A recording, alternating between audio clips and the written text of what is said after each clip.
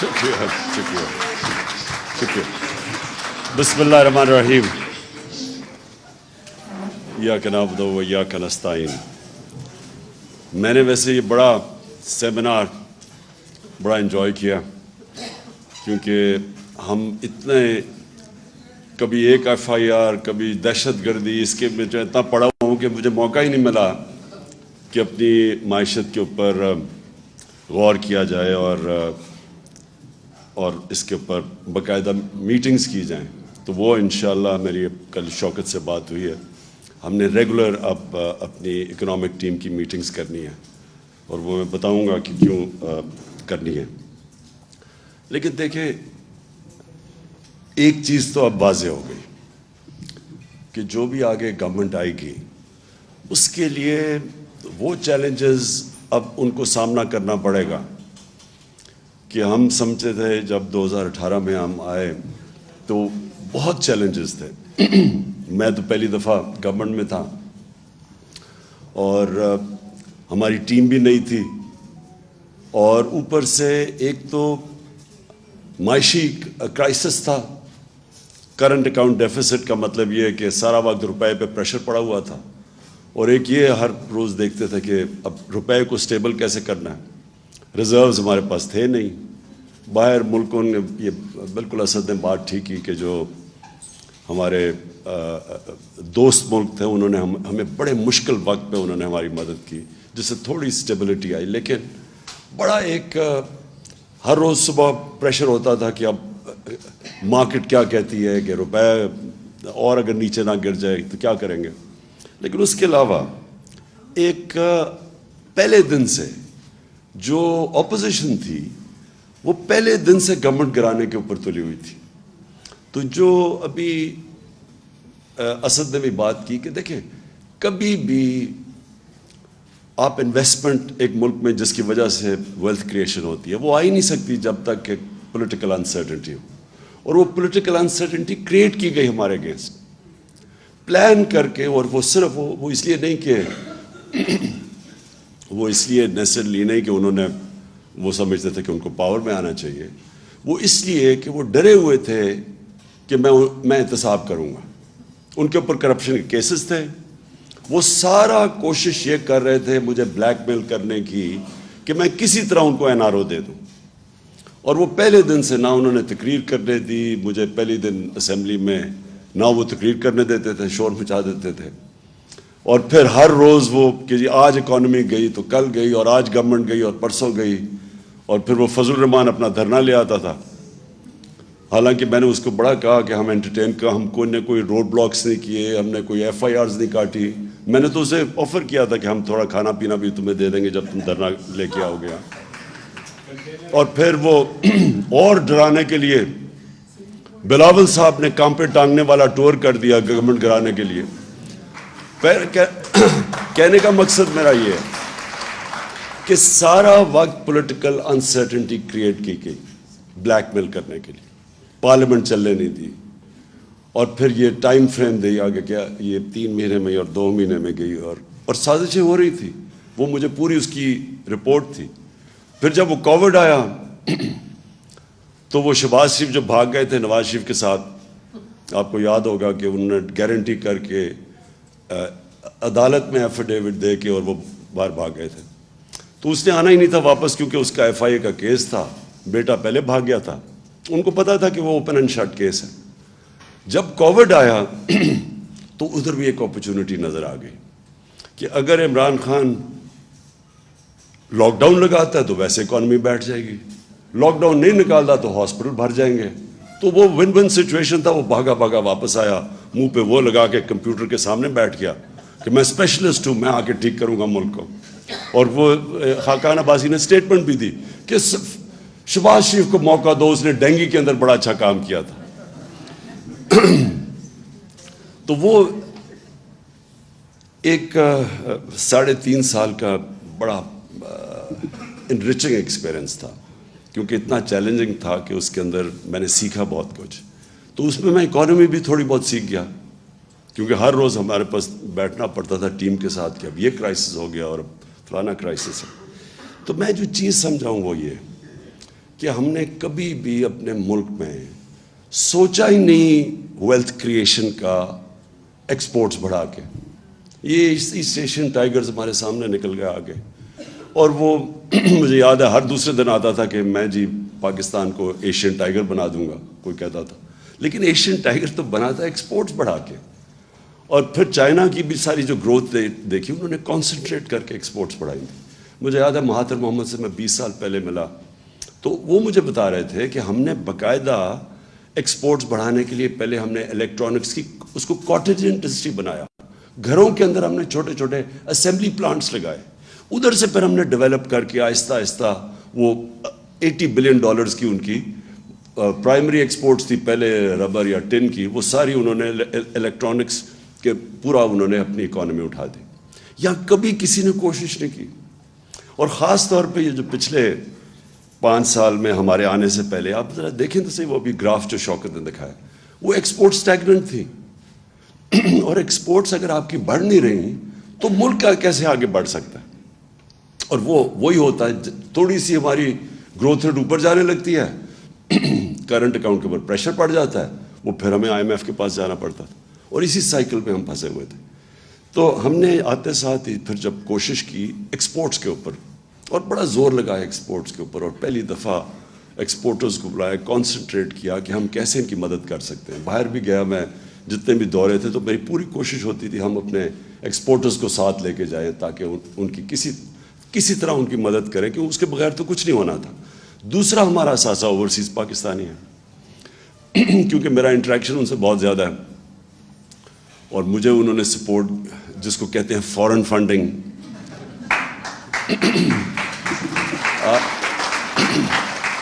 کہ وہ لوگ جو بیچارے محنت کش لوگ جن کے اوپر ملک چلتا ہے, ان سے, کیونکہ میں شوکت خانم میں جب میں نے پیسے اکٹھے کرنے شروع کیا آج سے 30 سال پہلے, تو یہاں تو بڑی جلدی ڈونر فٹیگ ہو گئی. تو میں پھر جدھر پاکستانی تھے دنیا میں, تب سے میرا ان سے ریلیشن شپ ایکچولی میرے پہلے بھی تھی کرکٹ کی وجہ سے, کیونکہ ہم جب کرکٹ باہر کھیلتے تھے تو اوورسیز پاکستانی آ کے سپورٹ کرتے تھے. لیکن جب میں نے شوکت خانم کے لیے پیسے اکٹھے کیے تو میں پھر باہر نکل گیا. یہاں لوگ جو لوگ بڑے پیسے والے تھے وہ باہر سے کہہ دیتے تھے کہ کب وہ آفس میں نہیں بیٹھا صاحب, تو میں تب باہر نکل گیا. تو میرا اوورسیز پاکستانیز نے میری پھر مدد کی. یہ شوکت خانم جو بنا, یہ سب سے زیادہ کنٹریبیوشن اوورسیز پاکستانیز کی تھی, جس کو ہم فورن فنڈنگ آج کل کہتے ہیں. اس کے بعد جب میں نے نمل یونیورسٹی میں ان سے پیسے اکٹھے کیے, پھر جب آہستہ آہستہ جب ہماری پارٹی اٹھنے لگی تو سب سے پہلے سپورٹ اوورسیز پاکستانیز نے کی, اور ادھر سے پھر ہم نے پیسہ اکٹھا کیا, جس کا یہ الیکشن کمیشن کے اندر اتنا بڑا ڈرامہ چلا ہوا ہے کہ میں ابھی تک حیران ہوں. انہوں نے رات تو فورن فنڈنگ دیکھ ہی لی ہوگی, جو 5-5.5 ارب روپیہ آ گیا 3 گھنٹے کے اندر.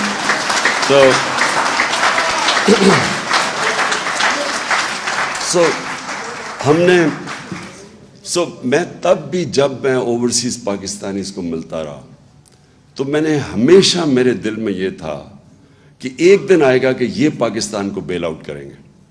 IMF نہیں کرے گی, فرینڈلی ملک نہیں کریں گے, یہ کریں گے بیل آؤٹ.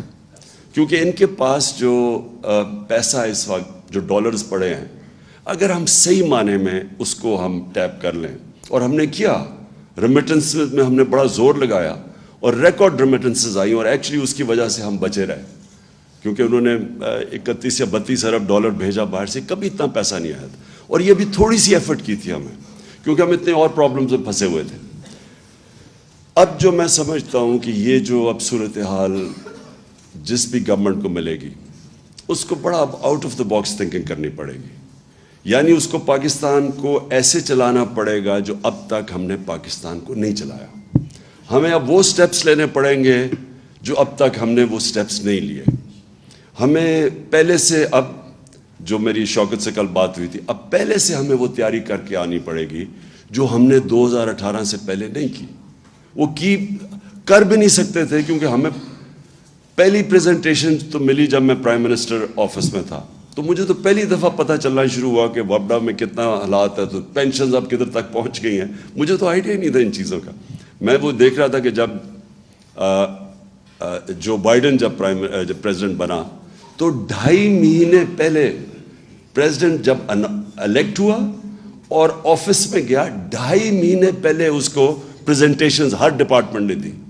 तो उनकी पूरी टीम की तैयारी थी, जैसे ही उन्होंने ऑफिस संभाला तो उनके पास पूरी सारा समझ थी कि कौन सी एरियाज में क्या क्या उन्होंने करना।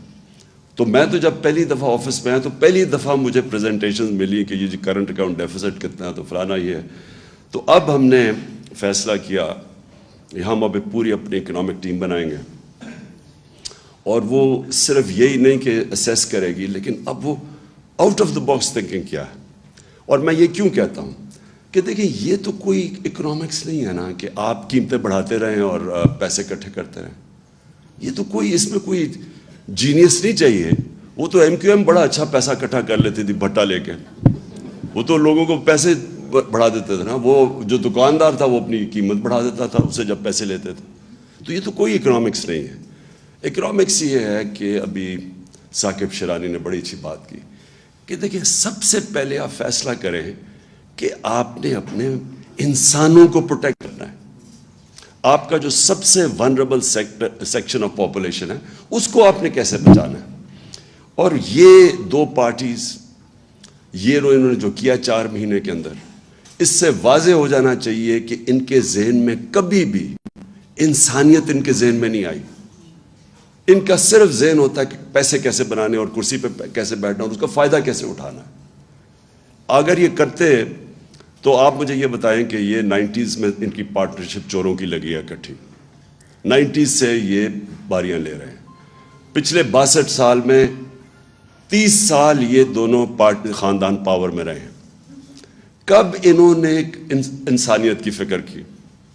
ये जब आए हमारे सामने, देखते देखते पहले हिंदुस्तान हमारे से आगे निकला, फिर उसके बाद बांग्लादेश आगे निकल गया हमारे से। हमें जो याद है, मुझे तो अभी भी याद है जब बांग्लादेश बना था, बल्कि मेरा वो आखिरी जहाज़ आया था ढाका से, उसके बाद मिलिट्री ऑपरेशन शुरू हो गया था ईस्ट पाकिस्तान में। तो मुझे तो बड़ी अच्छी तरह याद है वो जो सारा टाइम था। तो मुझे याद है कि जब वो बांग्लादेश अलहदा हुआ और बना, ईस्ट पाकिस्तान टूटा, तो खुशियाँ बनाई गई। मैं वो ड्राइंग रूम्स, अभी मुझे याद है लोगों ने खुशियाँ बनाई कि इतना वो सारा हमारा पैसा वहाँ चला जाता है, वहाँ साइक्लोन आता है तो हमें उसको सब्सिडाइज करना पड़ता है। मैंने ये कानों से ये बातें सुनी हुई हैं कि चलें शुक्र है बोझ उतरा। 90s में वो आगे निकल गया हमारे से, बांग्लादेश हमारे से आगे निकल गया। तो ये दो पार्टीज जब आई, इनकी दौलत ऊपर चली गई, मुल्क के कर्जे भी बढ़ गए और मुल्क के अंदर कभी कोई लॉन्ग टर्म प्लानिंग नहीं हुई। आज चाइना का सबसे बड़ा सक्सेस क्या है? वो 15-15, 20-20 साल के प्लान्स बनाए हुए हैं। यहाँ अगर लॉन्ग टर्म प्लानिंग एक ही चीज़ में रिफ्लेक्ट करते थे, इन्होंने कभी डैम्स नहीं बनाई। इन्होंने यही नहीं सोचा बिजली बनाने का कि हमें फ्यूल ना इंपोर्ट करना। एक्सपोर्ट्स बढ़ नहीं रही तो हमें तो पहले से ही सोचना चाहिए था कि वो हम बिजली उस चीज़ पे बनाएं जो हमें इंपोर्टेड फ्यूल पे ना हो। कोई लॉन्ग क्लाइमेट चेंज, अब आज देखें क्लाइमेट चेंज इतनी बड़ी चीज़ है। मैंने जब 2013 में हमने मिलकर शुरू किया ये बिलियन ट्री सुनामी पख्तूनख्वा के अंदर, तो 2 साल तो ये मजाक उड़ाते रहे हमारा। और मजाक इसलिए उड़ा रहे थे कि इनको कोई कॉन्सेप्ट ही नहीं था कि पाकिस्तान के अंदर जो अंग्रेज़ के बनाए हुए थे जंगल थे वो ही ख़त्म हो गए। हम बचपन में मैं जाया करता था अपने बड़ों के साथ शिकार पे, तो ये बड़े बड़े जंगल थे, छांगा मांगा, कुंदियाँ, मियाँ वाली में, ये चीचावती में बड़े जंगल थे, वो अंग्रेज़ के बनाए हुए। ये छोड़े कि इन्होंने कुछ जंगल खुद उगाने थे वो भी ख़त्म कर दिए। तो कोई कॉन्सेप्ट ही किसी को नहीं था कि मौसम गर्म हो रहा है। पाकिस्तान 10 मुल्कों में से है जो सबसे ज़्यादा वनरेबल है क्लाइमेट चेंज पे। कभी कोई कॉन्सेप्ट नहीं था, कोई लॉन्ग टर्म प्लानिंग ही नहीं थी इनकी। और फिर जब कोविड आया, मैं उधर से शुरू करें, जब शहबाज शरीफ आया और उसने मुंह पे वो लगा के और कंप्यूटर पर बैठ गया, इन्होंने क्या कहा? सबसे पहले इन्होंने शोर मचा दिया कि इमरान को लॉकडाउन करो पाकिस्तान का। इनकी सबकी स्टेटमेंट्स हैं कि इमरान खान के ऊपर FIR काट दो, ये लॉकडाउन नहीं कर रहा। इनकी असेंबली में स्टेटमेंट्स हैं। बल्कि इंडिया की तारीफें शुरू कर दी, जो नरेंद्र मोदी ने वहां कर्फ्यू लगाया था उसकी तारीफें करनी शुरू कर देंगे, वो देखो कितना अच्छा काम कर रहा है और यहाँ को लॉकडाउन नहीं लग रहा। क्योंकि इन्होंने कभी गरीब का सोचा ही नहीं है। میں بار بار ان سے پوچھوں کہ مجھے یہ بتاؤ کہ وہ دہاڑی دار کا کیا بنے گا. یہ اسد وہ NCOC میں تب یہ تھا, تو ہماری کیا آرگیومنٹس, کیا ہم ڈسکشن ہوتی تھی. پہلے تو آپ سوشل ڈسٹینس کی بات کر رہے ہیں, ہمارے یہاں کچی آبادیوں کے اندر 10-10, 8-8 لوگ ایک کمرے میں ہیں, وہ کدھر سوشل ڈسٹینسنگ ہوگی. پھر وہ جو دہاڑی دار ہے, وہ اگر تنخواہ, اگر پیسے نہیں کماتا, چھابڑی والا ہے, وہ کیسے اپنے بچوں کو پالے گا. میں کہتا رہا نہ لاک ڈاؤن لگاؤ, بلکہ پارشل لاک ڈاؤن لگاؤ. وہ سندھ میں وہ مراد علی شاہ نے وہاں لاک ڈاؤن لگا دیا, اور 2 ہفتے کے بعد کوئی گاڑی جاتی تھی غریب علاقوں میں, اٹیک ہو جاتا تھا اس کے اوپر, بھوکے لوگ تھے سارے. اس نے پھر ڈر کے پھر میرے کندھے پہ بندوق چلائی. اس نے کہا اچھا اب آپ کہہ رہے ہیں تو ہم لاک ڈاؤن ہٹا رہے ہیں, کیونکہ وہ ڈرا ہوا تھا کہ اگر وہ ہاسپٹل میں زیادہ لوگ آ گئے تو پھر میرے اوپر وہ بلیم کرے گا. لیکن میں صرف اسے ایک مینٹل ایٹیٹیوڈ آپ کی بتانا چاہتا ہوں کہ ان کے کبھی بھی ذہن میں عام آدمی نہیں تھا. انہوں نے سوچا ہی نہیں کہ عام آدمی کیسے گزارا کرے گا. دہاڑی دار ہے, یہ ہے, کتنے لوگ ہیں. ہمارا جو لیبر ہے وہ زیادہ تر تو انفارمل سیکٹر میں ہے, اس کی تو کوئی رجسٹریشن ہی نہیں ہے, تو آپ کیسے ان کی مدد کریں گے. اس لیے مجھے کہتے ہیں جی وہ دیکھو چائنا نے کیا کیا تھا. ووہان سٹی میں جب چائنا نے لاک ڈاؤن لگایا تھا, ایک گھر پہ کھانا پہنچایا تھا انہوں نے, تو ہمارے پاس تو تھا ہی نہیں. تو لہٰذا جب ہم اس ساری چیز سے نکلے, میرا ایمان اللہ میں ہے کہ وہ ہمیشہ جب ایک غریب کی آواز بھی سنتا ہے, اس کی دعا بھی سنتا ہے, اس کی تکلیف بھی سنتا ہے. وہ جب آپ اپنے لوگوں کو کرش کرتے ہیں, سوچتے ہی نہیں ہیں اب IMF یہ کہہ رہا ہے تو چلو یہ کر دو. انہوں نے آتے ساتھ ہی جتنے سٹیپس اٹھائے ہیں, ایک دفعہ مجھے بتائیں کہ ایک عام آدمی ان کی ذہن میں فیچر کیا کہ آج یہ ابھی جو فگرز بتائی ہیں ثاقب نے, جو کہ 45% اگر کنزیومر پرائس انڈیکس, میننگ کہ وہ کھانے پینے کی چیزیں جو عام آدمی کو افیکٹ کرتی ہیں, جو بجلی ہے جو عام آدمی کو افیکٹ, انہوں نے سوچا کہ اس کے اوپر کیا گزر رہی ہے. یہ صرف اور صرف سوچ رہے ہیں اپنی, صرف میں آپ کو آج بتاتا ہوں کیا سوچ رہے ہیں. انہوں نے NRO کیسے لینا ہے, اپنی کرپشن کیسز کیسے ختم کرنے ہیں, انہوں نے کیسے اب یہ عام آپ مارکیٹ میں چلے جائیں, ان کے وزیر لگے ہوئے ہیں پیسے بنانے کے لیے, ان کو کوئی فکر نہیں ہے, ان کے ذہن میں بھی نہیں آ رہا کہ عام آدمی کے اوپر آج کیا گزرے گی جو انفلیشن ہے. سم اپ میں یہ کرتا ہوں, ہمارے جو اب چیلنجز ہیں, بڑے چیلنجز ہو گئے ہیں پاکستان کے لیے, جو اب ہمیں سوچنا ہوگا کہ ہم نے اب کیسے کیا سٹیپس لینے ہیں. انشاءاللہ اگر ہماری حکومت آتی ہے تو وہ ہمیں وہ سٹیپس لینے پڑیں گے جو آج تک پاکستان میں کسی نے نہیں لیے. وہ واقعی وہ بڑے فیصلے کرنے پڑیں گے جو ابھی تک ہم نہیں کرتے. ہم کسی نہ کسی اپنی گورنمنٹس بچانے کے لیے پیچھے ہٹ جاتے ہیں. وہ جو فیصلے ہوں گے اس میں جو سب سے نمبر 1 جو فیچر کرے گا کہ ہم نے کیسے پروٹیکٹ کرنا ہے اب اپنے یہ ونربل لوگوں کو, اس کو ہم پرائیورٹی بنائیں گے. اس کے بعد ڈیولپ کریں گے اپنے باقی سارے پلانز. اور میں جو سمجھتا ہوں کہ جو آگے فیچر کرے گا, جو سب سے بڑے ہمیں اس ملک کو نکالے گا, اب جو آگے کرائسس آ رہا ہے, اس میں ہمارے اوورسیز پاکستانی ہیں. یہ وہ لوگ ہیں اگر ہم صحیح معنی میں, اور ہم ڈیوائز کر رہے ہیں, ابھی سے ہم نے پلاننگ شروع کی ہے کہ ہم کیسے ان کو انویسٹمنٹ یہاں کروائیں اپنے ملک میں. کیا چیز, کیونکہ انویسٹمنٹ کا سب سے بڑا پرابلم پاکستان میں کیوں ہمارے دور میں ہم نے, اور بلکہ انویسٹمنٹ آ رہی تھی لیکن رکاوٹ کیا تھی کہ جی اب گورنمنٹ جا رہی ہے تو 2 ہفتے میں جا رہی ہے, 3 ہفتے میں جا رہی ہے, اب دھرنا ہے. اس کی وجہ سے ایک انسرٹنٹی کریٹ کی ہوئی تھی. تو پولیٹیکل سٹیبلٹی سب سے پہلے بہت ضروری ہے, اور اس کے بعد اوورسیز پاکستانی ہماری پرائیورٹی ہونی چاہیے کہ ان کو ہم کیسے ڈرا کر سکتے ہیں کہ جو ہمارا کرنٹ اکاؤنٹ ڈیفیسٹ بڑھ جاتا ہے, اس کو ہم کیسے اس انٹرم پیریڈ میں کور کریں. میں نے 2 بڑے پروجیکٹ سوچے تھے اور دونوں اوورسیز پاکستانی اس کے لیے تھے. ایک ابھی جو راوی سٹی, ایک نیا شہر, کیونکہ وہ سب سے زیادہ اس میں اوورسیز پاکستانیز کا انٹرسٹ تھا. دوسرا ایک بنڈل آئلینڈ ہے کراچی میں, بالکل وہ پڑا ہوا ہے ایسے ہی, سارا سیوریج جا رہا, یعنی وہ کوئی بیکار جگہ ہے. ادھر سے ہم نے پوری پلاننگ کر لی, بڑے انویسٹرز آ رہے تھے, دبئی سے بڑے کنسورشیمز آ رہے تھے اس کے اندر انویسٹ کرنے. دونوں سیبوٹاج کیے گئے. بنڈل آئلینڈ ہم کام شروع کرنے لگے, سندھ گورنمنٹ نے NOC وڈرا کر لیا. یہاں جو راوی سٹی تھی, اس میں ہمیں بڑے بڑے انویسٹرز آ رہے تھے, بلینز آف ڈالرز آ رہے تھے ہماری انویسٹمنٹ کے لیے. 11 مہینے ایک جج نے اسٹے آرڈر دے دیا, روک دیا پروجیکٹ اس نے. 11 مہینے. اور ہمیں پتہ ہے کدھر سے پریشر تھا. پریشر سارا یہ ہاؤسنگ سوسائٹیز کا تھا جو ایک بہت بڑا مافیا بن گیا.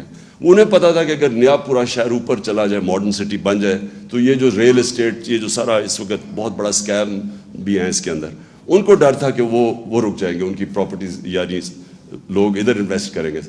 انہوں نے 11 مہینے اسٹے آرڈر. اور میں اس لیے کہہ رہا ہوں کہ اس کے اندر ہمارے پاس بلینز آف ڈالرز آ جا رہے تھے جو کور کر دیتے. یہ جو کموڈیٹی سپر سائیکل کرونا کی وجہ سے ساری دنیا میں آیا ہوا تھا, میرا خیال تھا کہ ہم وہ گیپ تب تک کور ہم رائڈ کر دیں یہ پیریڈ جب کہ یہ کموڈیٹی سپر سائیکل نیچے جائے گا. تو میں وہ انفارچونیٹلی انہوں نے سیبوٹاج کیا. لیکن میں ابھی بھی سوچتا تھا کہ ہمیں یہ نہ سازش کے تحت ہمیں ہٹاتے تو ہم اس کو اس طرح رائڈ کرتے, کیونکہ ابھی بھی روڈا چل پڑا تھا تب, تو اس پہ ہمارے پاس پیسے آ جانے تھے. تو آخر میں سمجھتا ہوں کہ انشاءاللہ یہ طریقہ جو آنے والا وقت ہے, اس میں ہمیں نمبر 1 اپنے عام آدمی کی اب بچانا ہے اس کو. یہ جو مہنگائی آ رہی ہے اور اس کے بعد یہ جو ایفیکٹس بدقسمتی سے آئیں گے فلڈز کی وجہ سے, تو ہم نے اس کو پروٹیکٹ کیسے کرنا ہے, اس کے لیے بھی out of the box thinking ہمیں کرنی پڑے گی. اور جو پرابلمز آئیں گے اور جو ہمارے کرنسی کے اوپر پریشر پڑیں گے, وہ انشاءاللہ ہم اب ڈیوائز کر رہے ہیں طریقے کہ کیسے ہم اوورسیز پاکستانیز کو انویسٹمنٹ کروائیں گے پاکستان میں, ان کے لیے بھی ون ون سچویشن ہو اور ہمارے ملک کو بھی یہ مشکل وقت سے نکال دیں. شکریہ جی.